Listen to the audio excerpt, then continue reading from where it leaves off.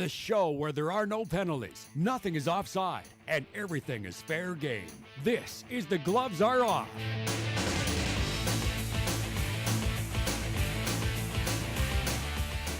And welcome to this week's edition of The Gloves Are Off. I'm Moses Woldu. We got a great show for you. Of course, Geroy Simon, a newest rider, avoiding the orange and black, so to speak, to join the green and white. Of course, we have plenty of talk. PK Subban just recently re-signed with the Montreal Canadiens. And we'll get to those topics, but first I want to get to you, my friend. Yes. Greg Buchanan, CPCA radio announcer, plus the GM of the Lloydminster Bandits. How are you? Not too bad, Moses, not too bad. Excellent. Excited for this week? Excited, yes. We have one of my own boys here. Exactly. Chris Romanchuk, forward with the Lloydminster Junior Bandits. How are you, man? I'm not too bad. How are you? Excited for this one? Absolutely. Get a chance to show up your GM. I think that's a big thing, right? But gloves off. I don't think your gloves have fallen off too often in your career, have they? We already had this discussion and the elastic bands have not come off yet.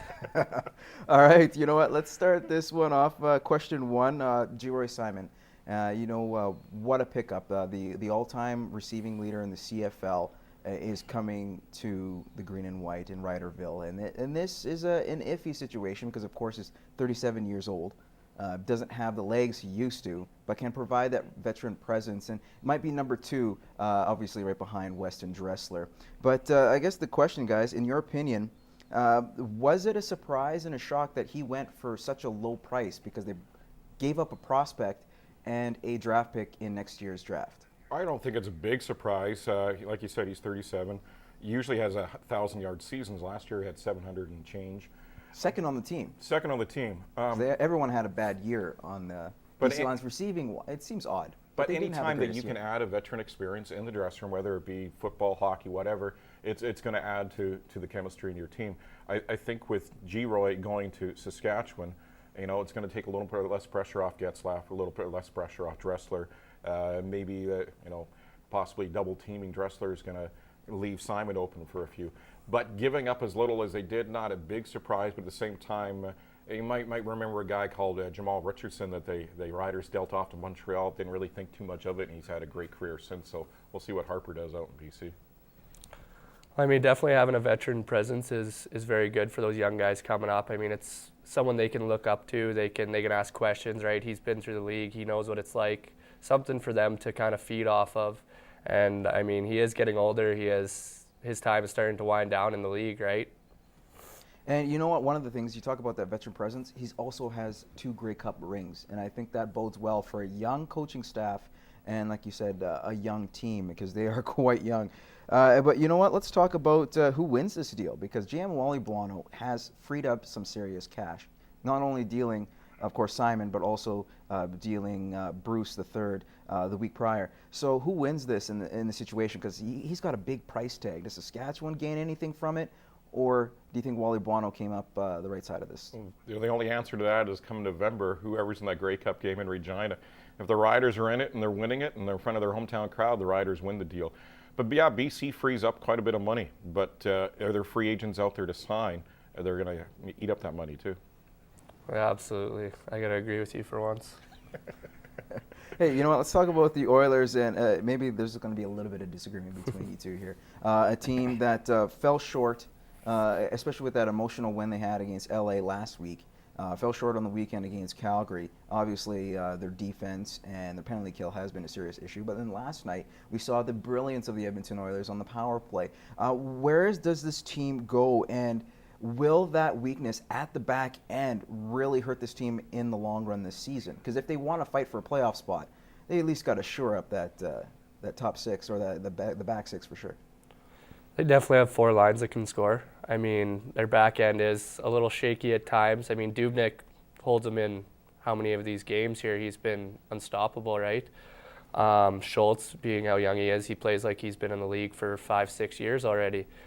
Their back end, I guess, they got Whitney back there, which is a great addition too, right? He adds a little veteran presence, and then the kid line, which is unstoppable up front, right? And I mean, I think their penalty kill is ranked 7th right now, which, I mean, who knows? They just need to get that back end figured out. I can't disagree. Maybe it's just more so even strength than might be the issue, right? And I disagree. I don't think they have 4 lines that can score. I think they have a power play that's awesome. I think last night they won 4-0, 4 straight power play goals. I think 5-on-5 is where they're suffering. I don't think they have a lot of sandpaper up front, so they don't have a lot of grit up front. They don't have any grit in the back end. San Jose, when they played against San Jose, it looked like men playing against boys because they just pushed themselves around down low. They were awesome, and the Oilers had no answer to it. I think the Oilers, we going into this season questioning their defense from last season, or is there going to be an improvement? Oh, no, it isn't. They have great talent up front, but if you have nothing in the back end, you have no size, you have no grit, you're not going to go too far in the West. Neil Yakupov, his celly against the LA Kings, was that a little too much? Some people think so. I think it's just a young kid having fun. I think it's awesome. I think it shows a lot of emotion, and that goal he scored, I mean, that was 1 or 4 seconds left in the game after they had a goal disallowed, right? I mean, why not? He's young, he's making a name for himself. You know, it's just a young guy with excitement, you know, and you love to see it. And I hate to see that he was criticized for it because I don't think he was thinking that he was showing up anybody by doing that. He was just excited in the moment. It wasn't like he was looking at the LA bench or anything. No. Because you're right, but I keep hearing the argument, you know, he shouldn't be doing that. He's what, 19, 20 years old? He scored a big goal to tie it. And like you said, the emotional withdrawal that the team had for that disallowed goal, 50 seconds earlier? So, you know, that goes into it. But I just find the NHL seems to be that league where the players frown upon you celebrating. You look at the NFL, NBA, you name it, they go on for days pretty much, but yet the NHL seems to frown on certain things like that. Let's talk about the Calgary Flames here. Calgary avoids being the only winless Canadian team after beating the Oilers on Saturday. They played well against them, but would you consider them the weakest team out of the 7 Canadian teams? And mind you, they are the worst. I'm saying statistically, they are the worst right now, even with Toronto being as bad as they are. I think they'll finish ahead of Toronto, though. Toronto's just known to just I think drop my rec off the team would cliff. finish ahead of Toronto. Yeah, absolutely. But what's their issues with this team? Is it the fact that they should be rebuilding, but they don't? Because this team needs to be broken up, let's be honest. Yeah, they've had the same group of guys too long. I mean, the NHL's changed too, right? Different players are coming in, different players. I mean, mix it up a little bit. You know, they can put Iginla on the block, and he'll have a lot of teams looking at getting him. At the same time, if they go and sell or go and trade Iggy, what's that going to tell their fans? That's what the Flames are saying to the marketplace. They get rid of Iginla.